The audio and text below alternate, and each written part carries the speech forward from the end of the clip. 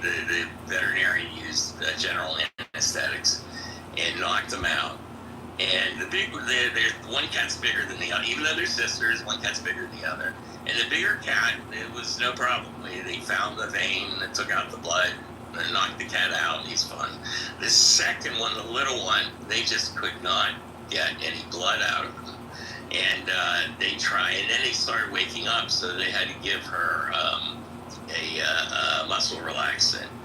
Well, that calmed her down, but I don't know, she has so many holes poked in her. All four limbs, they tried to get it, they got a little bit, but they don't even know if they got enough.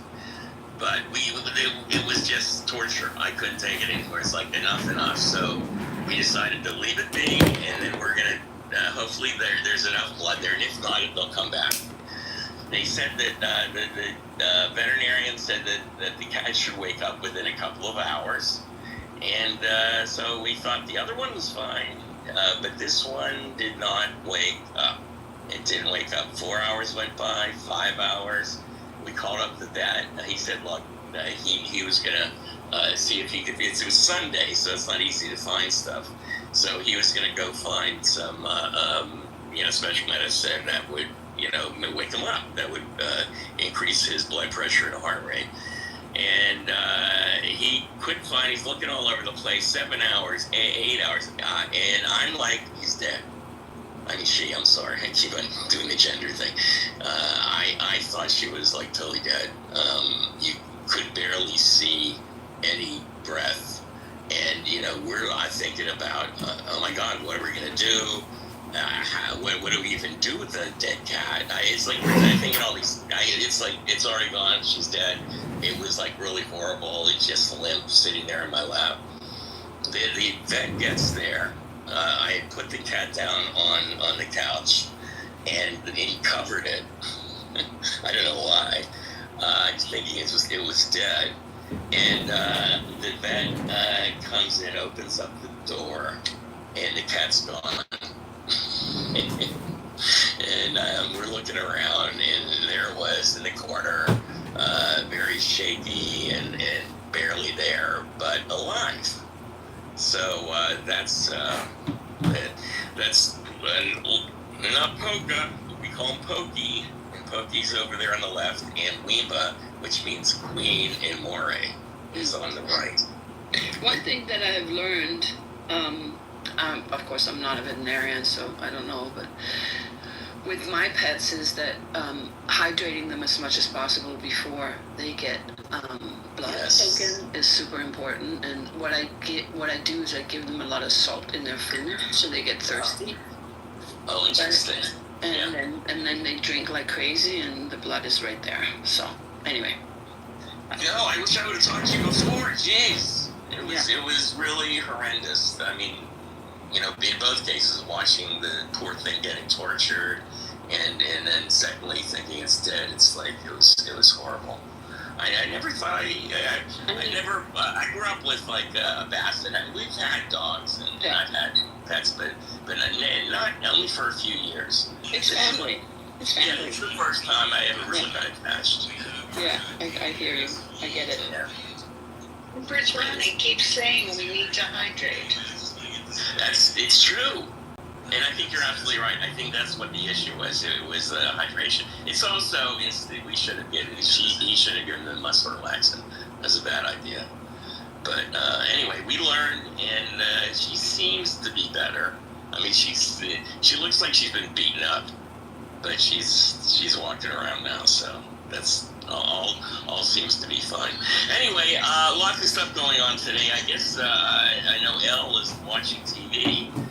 I guess nobody watches TV, but is watching the Senate vote. I didn't realize they were actually voting. I thought they were still in conference or still talking about it.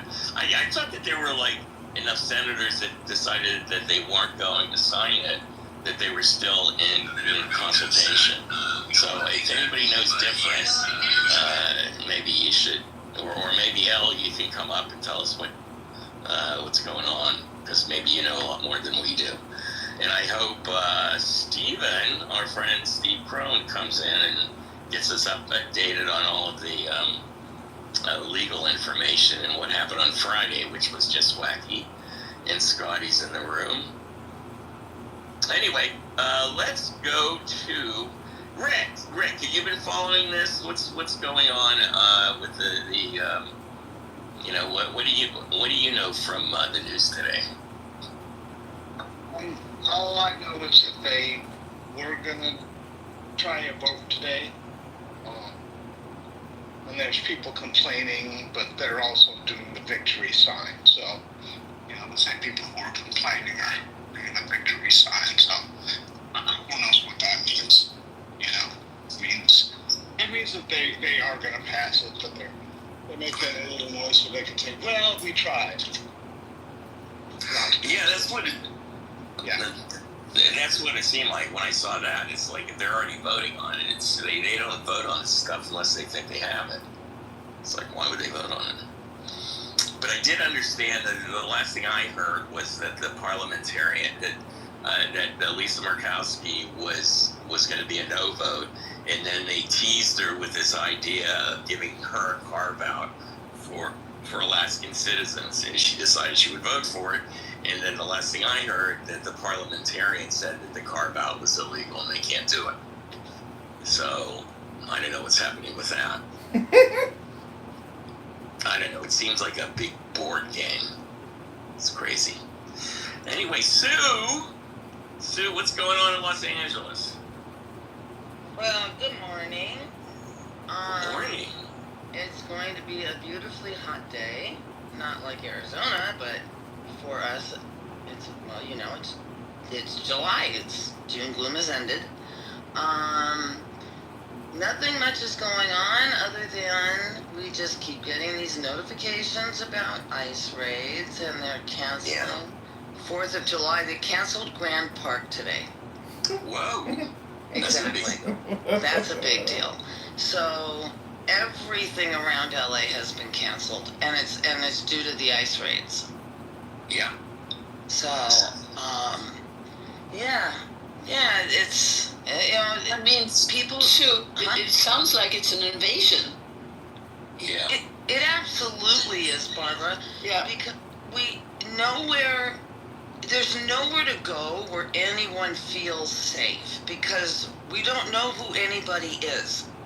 No one trusts anybody. Police officers don't trust people. People don't trust law enforcement.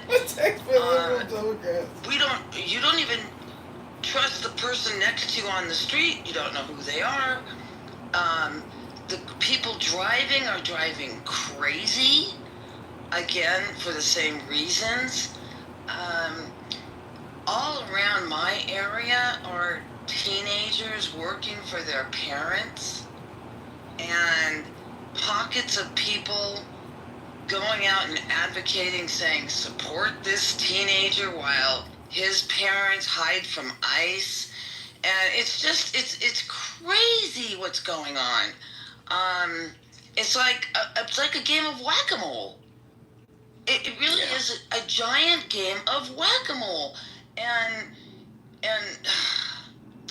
you don't know where to look first. You don't know where to go first. I must hear every day of somebody else that is either leaving across the border, has not left their home, is being afflicted by some type of abuse, whether it is emotional abuse, drug abuse, alcoholism, domestic abuse. What's going on is insanity. And we don't see it. It's all behind closed doors. I hear it. I watch it with my son. We're out delivering food to people that we know are shut-ins. And let's go way beyond all that. We've got an entire faction of people that we were already servicing prior to all of this, and that was our elderly and our underserved. And they're not getting anything anymore because the food has dried up. And why is the food dried up? Because the farms have dried up. And the dairy has dried up. And Rick can speak to that. I can speak to that. And I don't mean to sound like the voice of doom and gloom, but the way this has been going, it seems that California gets dumped first by this man, and then the trickle-down effect happens to the rest of the country. And Rick and I have been saying this since day one. And then eventually the rest of the country finally begins to feel it. So our flower marts are completely empty now in Oxnard. Not a single flower to be grown. None.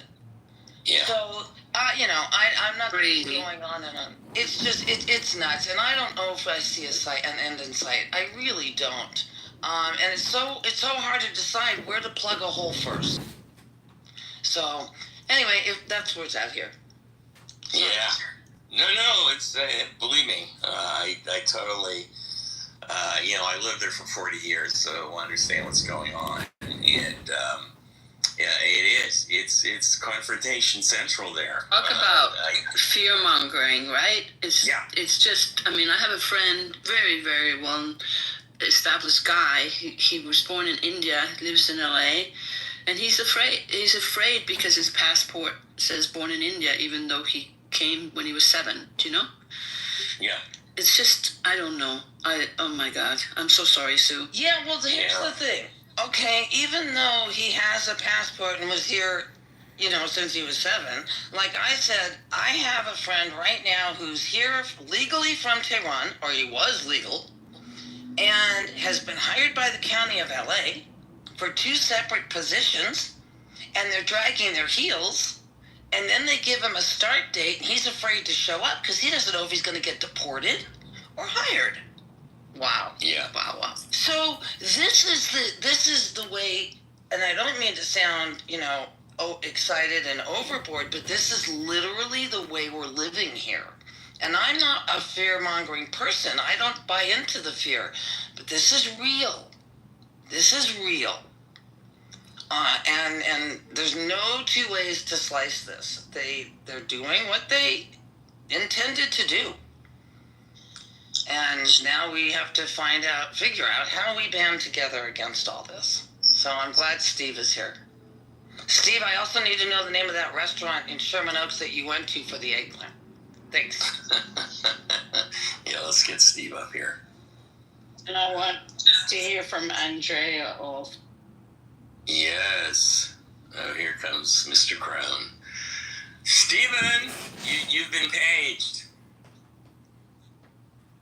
Well, first of all, we want to know the restaurant in Sherman Oaks that has the eggplant, but also, I assume you have been doing some reading over the weekend about all of the Supreme Court decisions that came down on Friday.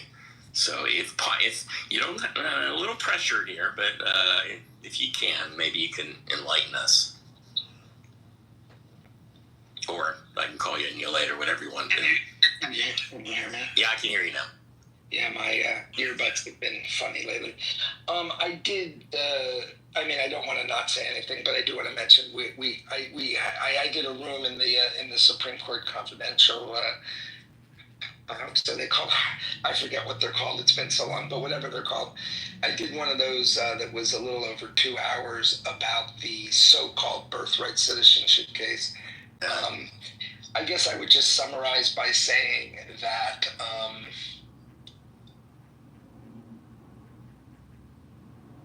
what he has done is. Oh, you're going in and out. You let me get rid of my earbuds. Come back to me in a minute. Okay. All right. Andrea, you home? I am, but I can't weigh in substantially right at this second. But hey, everyone, and happy post-Pride weekend. Oh. All right, I'll get back to you. Can I ask a quick question?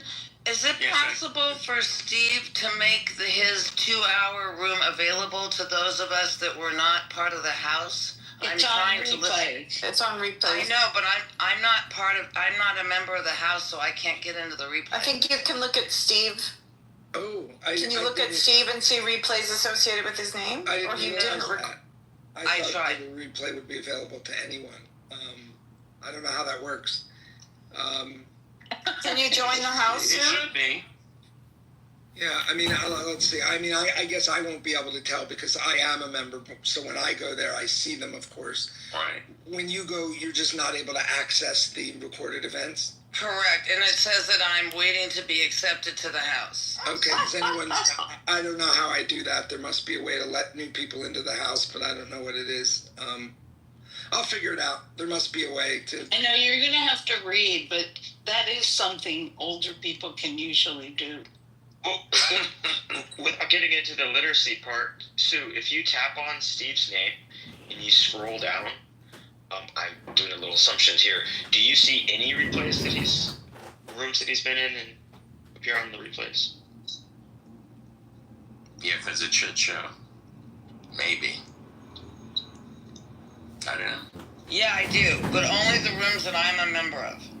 Really? So it doesn't have Yeah. a date of when this happened? No, It doesn't have a June it, 27th? no, it doesn't. No, my first one is June 10th when he was in another room that we were both in. I just posted it in the. Thank you. Okay, and you're all talking about Steve's room. We're not talking about the Deep State Patriots, because I think I left it open. I hope I did. That's not the problem. Okay. Will it let you click on the new Jumbotron link? Because that might be what you're after. Oh, okay. Does anybody have Very C-SPAN on by chance? I think Elle did, but she just left. She was on the phone. Yeah, Elle's back. Elle, she said, yeah, go ahead, Elle. If you just click on the link that I put in the chat, you can go right to it. Yeah, I don't want to do it on my phone. I want to. Yeah, thanks. And I'm just letting Stu know that she can listen to it that way. How? I'm sorry, I tried it one way, it didn't work. What did you say, Al? Sue, The you're same link as the you're now a Jumbotron. member. Problem solved. Thanks, Steve. I found the wait list. It took me a while, but I found it. I I appreciate knew you, you thanks. could do it. All right, Steve, are you ready now? Yeah, sure. So yeah, the case I focused most on was the case involving birthright citizenship. I guess I mean I feel silly saying that in this room because I feel like there's a fairly high level of political literacy, but the court did not eliminate birthright citizenship, right? It technically didn't reach the merits of the underlying, executive order which purports to eliminate birthright citizenship. It did not do that, notwithstanding about 4 clubhouse rooms talking about the end of birthright citizenship. And I don't mean to trivialize that what he's doing, but that's not what the case was about. 3 lower court judges in 3 different cases all found that the executive order was, unconstitutional. And they issued orders to the government, not to apply the executive order.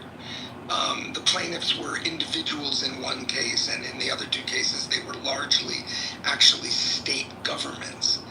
And one of the things the state governments were saying is, look, we really do need a nationwide injunction because people come to our state from other states, people are moving all over the country, and there's all sorts of things we do in this state based on U.S. citizenships in terms of state benefits and all sorts of things.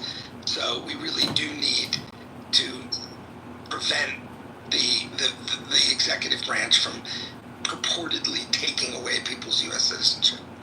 So the issue in the case, the government appealed these nationwide injunctions. They did not appeal the underlying finding that the executive order was almost certainly unconstitutional, but just the scope of the relief that the judges gave in these 3 cases. And the Supreme Court said it is probably the case that these nationwide injunctions are not allowed under something called the Judiciary Act of 1789.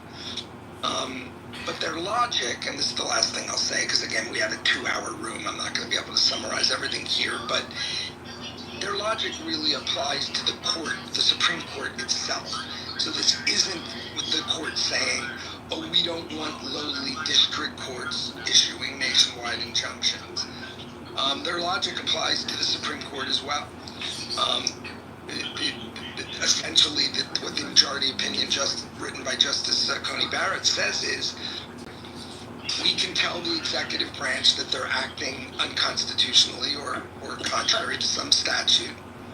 We expect them to follow the law, but our ability to award relief may be limited to the people in front of us. So if 40 people sue and say they're trying to take away my birthright citizenship, we can say, no, government, you can't do that. That's unconstitutional.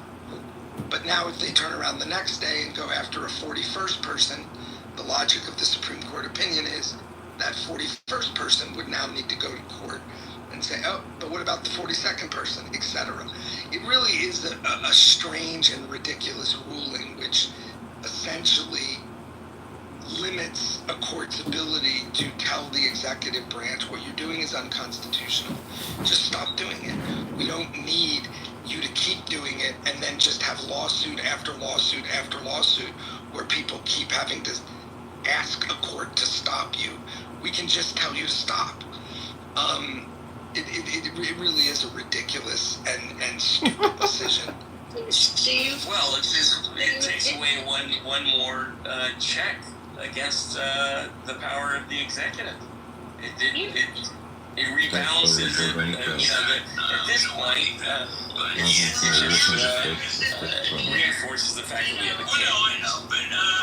The judiciary has less power.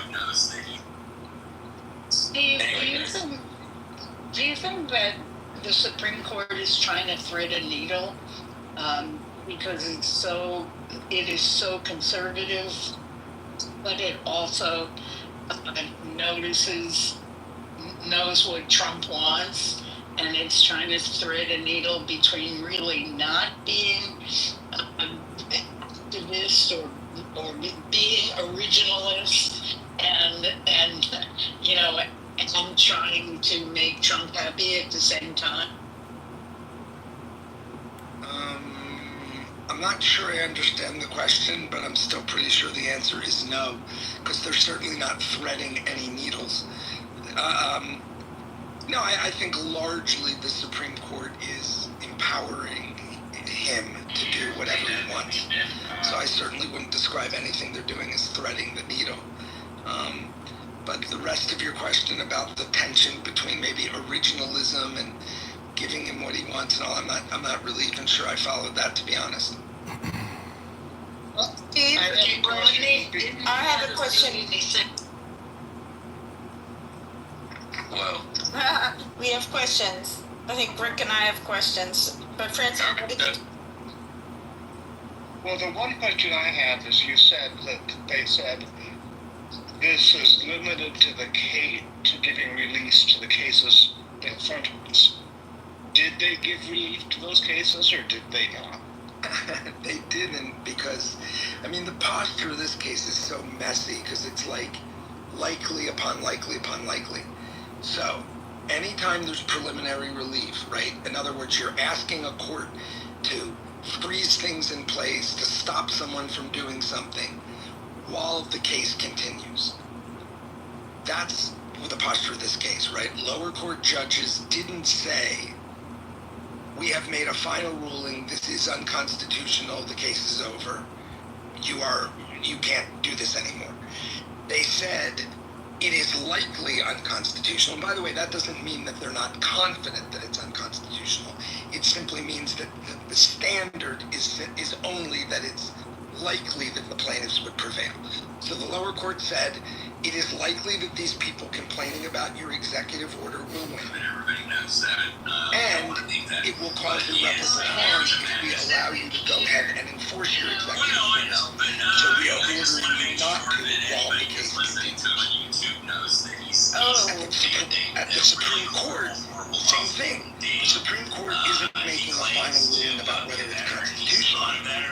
Right. It isn't even making a final ruling about whether the court does or doesn't have the power to issue a nationwide injunction. That's why I thought they were spreading the needle. It is saying you likely don't have the power, district court.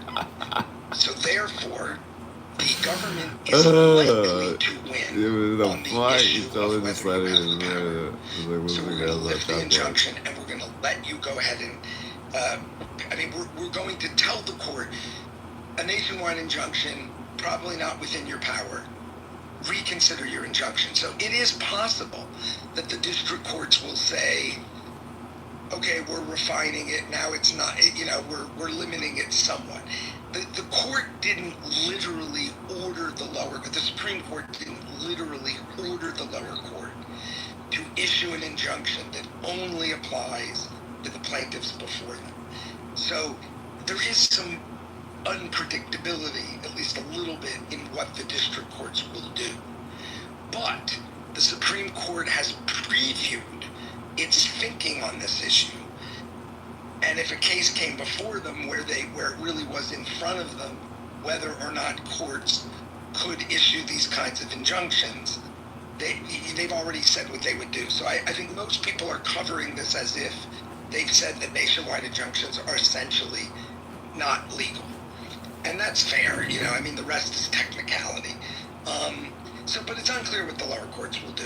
The states it's unclear what they'll do. But the idea that it is going to be one important tool that judges have to stop or slow down the Trump regime has been taken away or at least blunted. And I think one of the things that's most remarkable about the opinion is that they don't talk about birthright citizenship at all. And by that I don't mean that they should have addressed the issues, the merits of that. The merits of the executive order in terms of its constitutionality were not before them. That is true. But to issue a ruling like this without even saying one word about what it means practically, right? One word about the fact that we're saying you can't issue this kind of relief does mean that as an effective matter, people's birthright citizenship can now be challenged by the Trump regime, and they can be put in a position where they're treated as if they are not citizens. It's like, oh, well, I guess that's just the way the cookie crumbles because of the Judiciary Act of 1789. And the timing, and then it's just swept up in the 3,000 person a day $1 billion enterprise. Yeah, and so as a practical matter, I think this is a thing that it's hard to talk about because it's kind of abstract, but one of the main features of the Roberts Court is this way in which they are often divorced from the practical realities of their decisions, the ways in which there's no pragmatism to this court at all, right? Everything is discussed as if there's some, sacred text. We're oracles who define what the sacred text means, and it just means what it means. And if it results in horrible injustices, well, sorry, it's a sacred text. All we can do is define its meaning and then let the chips fall where they may. It really is a distinguishing feature of this court. We were talking in the earlier room about the Grokster case, and I was really struck by how much the court has changed since that opinion was written by Justice Souter. It's a very pragmatic, it's a copyright decision. It doesn't have anything to do with constitutional law, but it's pragmatic. It thinks about what's the results of how we rule in this case. What will the world look like? Does this make any sense? That kind of thinking is almost completely absent from this court. The abortion decision, the gun decision, any of them, you just sort of look at Has anyone thought about what this is going to mean for the United States and its people? No. I have a question. Can I have a question on this because I just want to repeat back. They didn't deal with the issue of birthright citizenship. They didn't deal with the constitutionality of the executive order. They basically blunted and said that you cannot, that nationwide injunctions from federal judges, basically you can't do them, or they mean nothing. The courts are probably not empowered to issue them under the Judiciary Act of 1789. And sorry to interrupt you, but just a quick parenthetical on that. As they do with this originalist approach, which makes no sense, the central question they ask themselves is, were nationwide injunctions or something very analogous to them available in 1789? That's their way of answering the question whether courts today are able to issue these sorts of injunctions, by asking whether courts were doing something like it 245 years ago. When there were only 13 colonies? Sorry, so my follow-up question then is, that means, sorry, because I can't leave the room move on until I understand this, is that, so, and unless you were named in a class action suit specifically that's already been filed in whatever 28 something or 20 something states, you're not covered by whatever that decision is. And on any other issue, so this, is it true that this ruling that they made could be extrapolated to all sorts of other issues and not just birthright citizenship, because they left it so vague? No, it's not that they left it vague. The opinion isn't about birthright citizenship. The opinion is about nationwide injunctions. So on any issue, right? It's not tied to Absolutely. And how do we get a class action suit for everyone in the country against, here's the big idea of the day, the big bet. Get some billionaire to file a class action suit. You don't need a billionaire, but again, I think the attorney generals of the blue states might be doing. We don't get so into the weeds here. Sorry, Ben, because I don't want to turn this into Supreme Court. No, it's okay. This is good. But it's not so simple in terms of, just the class action of everybody in the country, because the rules for class actions require that all of the plaintiffs be similarly situated. And there could be arguments, I'm not saying they're good arguments, but there could be arguments that you can't simply say, look, this is just for everyone who has birthright citizenship or is born later and has birthright citizenship, because there may be different factual settings under which they obtained birthright citizenship. And I could easily see arguments about, but there's one class of people who were born here with parents who were here illegally, people who were born somewhere else with parents, there's more than one category of birthright citizens. So, but it is true, to give some good news, class actions are a partial remedy to this problem, right? That the court is in effect funneling these kinds of cases into a class action silo, but that has its own difficulties, and it is certainly more difficult and cumbersome to certify a class and pursue a class action. And more importantly, there's just no logic to it, right? If the government is obviously acting unconstitutional, 3 different courts have found so. There's just no logical reason to say, government, stop acting unconstitutionally as to those people. But as to everyone else who has nothing to do with this lawsuit, we don't have the power to say anything about that. So go ahead if you want and do the same thing you're doing with respect to those people. And the good news is, hey, the courts are still here. We'll be happy to stop you when you go do it to that other person. But we don't have the ability to tell you to stop. And to be clear, the reason an injunction is important is because of the kind of remedy it enables. Because at the end of the day, even when the court issues an injunction, right, it's not like they have an army that they can send stop Trump from doing things. It's not like they can arrest ICE agents if they're acting contrary to the order with regard to birthright citizenship. But what they can do is issue contempt and certain kind of penalties. So that's why the injunction is important and is different from simply ruling that something is unconstitutional and you have to stop doing it. The actual injunction gives the court some more teeth to enforce its order. So by eliminating that, and again, Justice Coney Barrett says this in no uncertain terms in her opinion. She literally says, I'm almost quoting, of course the executive branch has to follow the law, but that doesn't mean that this court has the power to force them to. She really is just setting up a system, and it's a vision of the government that some people have.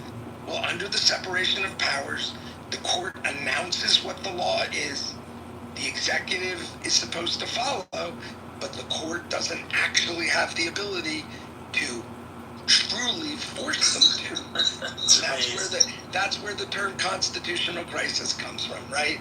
The branches, one branch tells the other branch, I'm responsible for interpreting the law. You are doing something unconstitutional.